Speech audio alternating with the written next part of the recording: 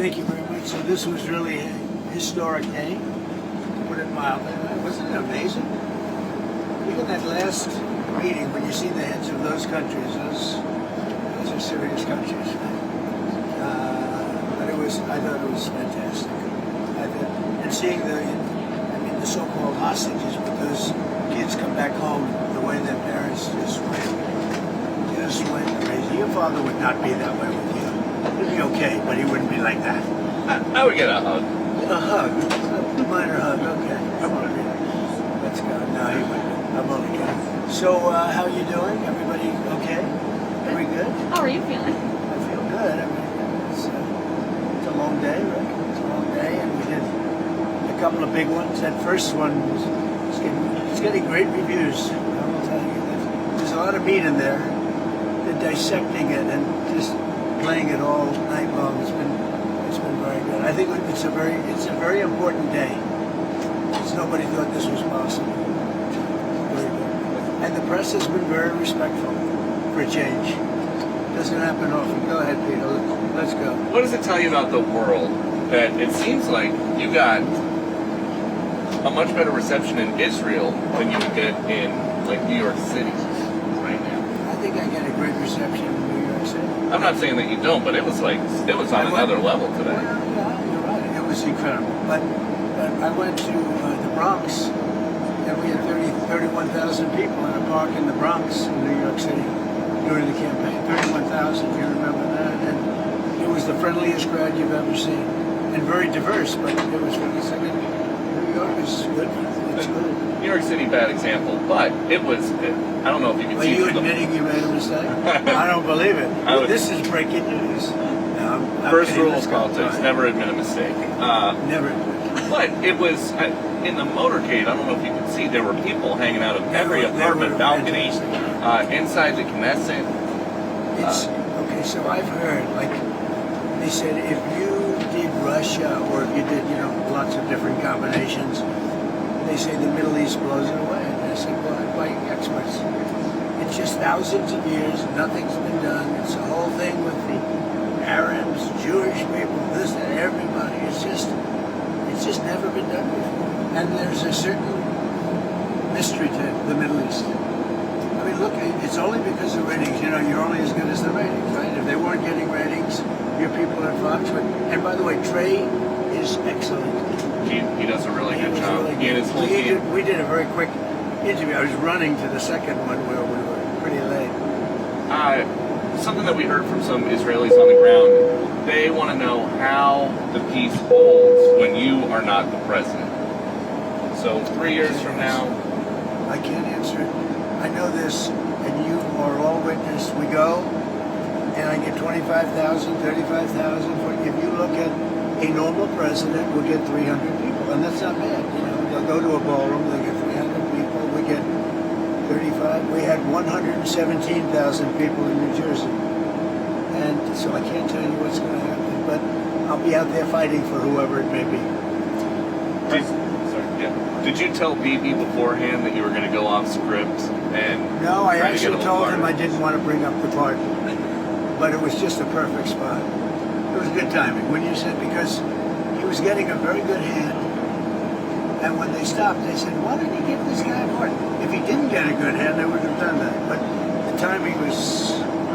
What do you think, Katie? Good timing for that one, right? I think people thought it was pretty funny. Yes. Yeah, it worked out well.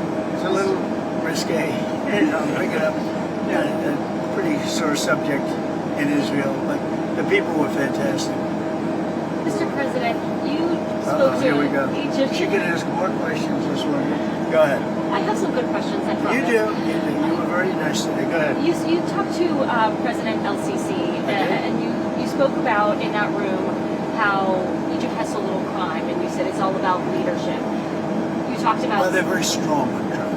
You talked about some of the governors. You wouldn't believe how strong, but they are very strong, but they don't have the kind of crime.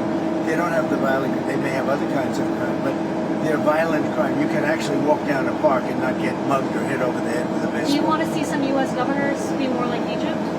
No, I want them to be stronger and tougher and not allow us to have record-breaking crime in Chicago and different places. I want them to admit they have crime.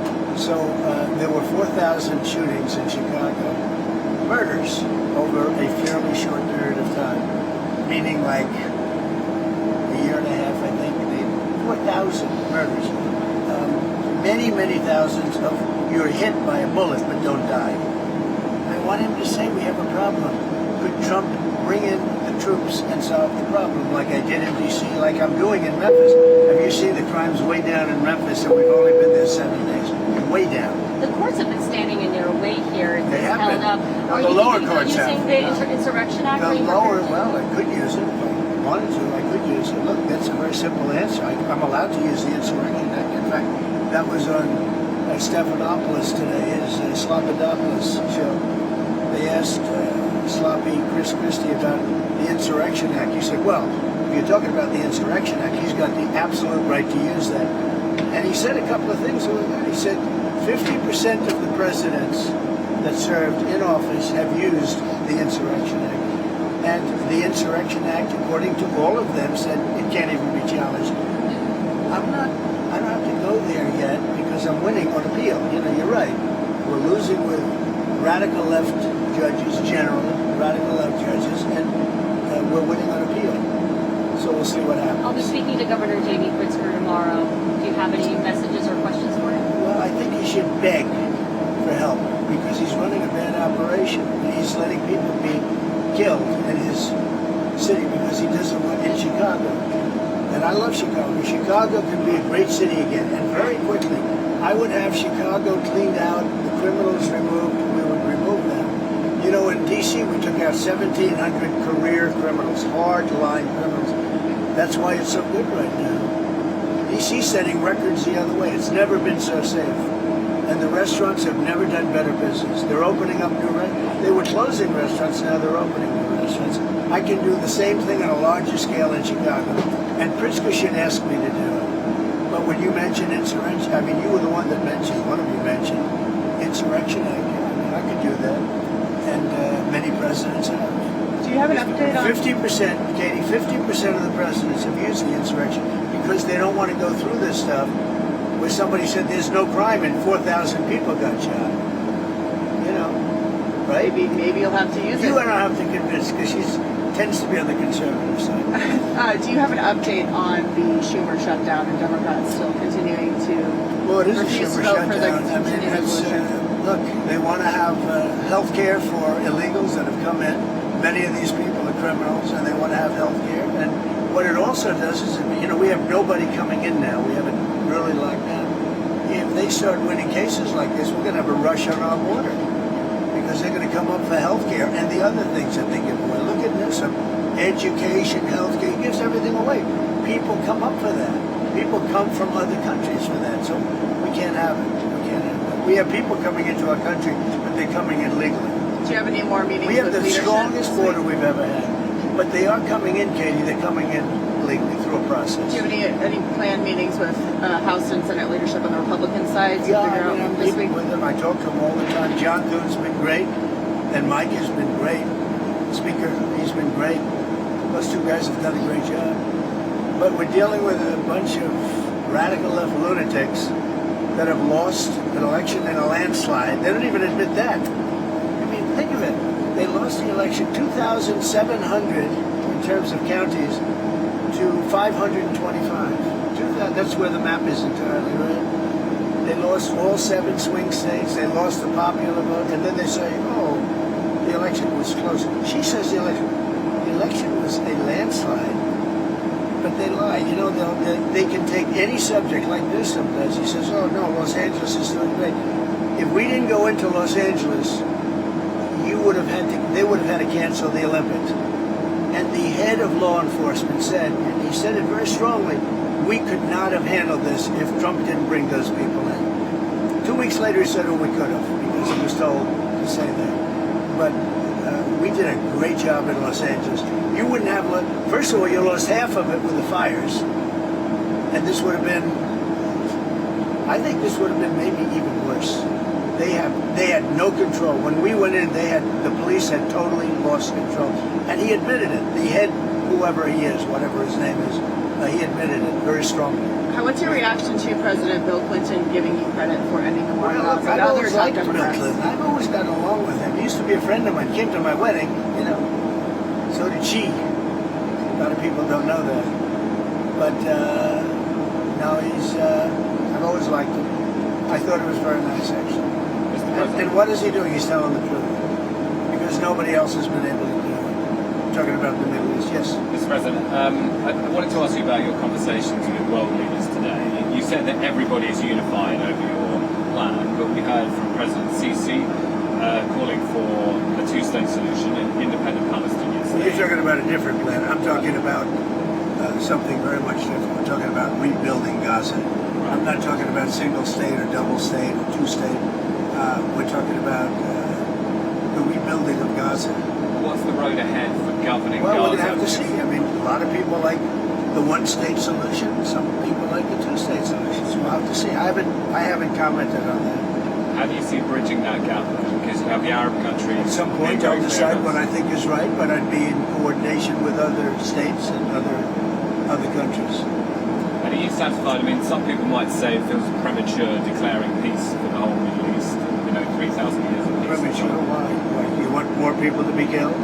What do you want? Another 300,000-400,000 people to be killed? Is that what you're looking for? But in terms of the risks in Gaza, we're already seeing Risk. So you mean let them fight on for another couple of years and let some more buildings fall down on top of people and keep it going? No, we did it the right way. We did it. I think our timing was perfect, actually. And in terms of those, You don't really mean that. You mean you want them to fight on, right? I'm just asking about the phase 2 of the negotiations and how confident you are that those can get underway. You know, we have a lot of power. That was a power room. Those people, those are the richest countries. I think now with tariffs, I think we're the richest country in the world, actually. The United States. We're taking in hundreds of billions of dollars. But those are, really seriously rich countries, and they can handle it. Some of those players, and particularly Erdogan, they also help in the war between Russia and Ukraine. Yeah, Erdogan can. He's respected by Russia. Ukraine, I can't tell you about, but he is respected by Putin. And he's a friend of mine, you can see. Why? I get along with the tough ones. I don't get along with the weak ones. I get along with the tough ones. I don't know what that is, but Erdogan's been great with me. When NATO has a problem with Erdogan, which they often do, they call me to talk to him. And I've never failed in working it out like immediately. Is that right? How's Caroline doing? Is she doing good? Should Caroline be replaced? No. That's up to you, sir. It'll never happen. Nobody wants to. I say she does a great job. Thank you. Do you want to elaborate on the countries? And those lips, they move like a machine gun, right? Do you want to elaborate on the countries you consider weak? They really are? Okay, what? Do you want to comment on the leaders you consider weak who are in that room? No, I won't comment on that, but you know probably who they are. Just I have an idea. before we. I don't know. There were a couple in the room, but You don't need their overall, country? I thought that was an amazing group of people. I don't think they've ever seen a semblance like that between power, money, et cetera, et cetera. There's never been anything like On the way Mr. here, that. So we're up, said but you know would what? get I have to, along. because the plane is going to take off. Are you We'll hosting come back. Zelensky at the White House on Friday? I think so, yeah. Yes.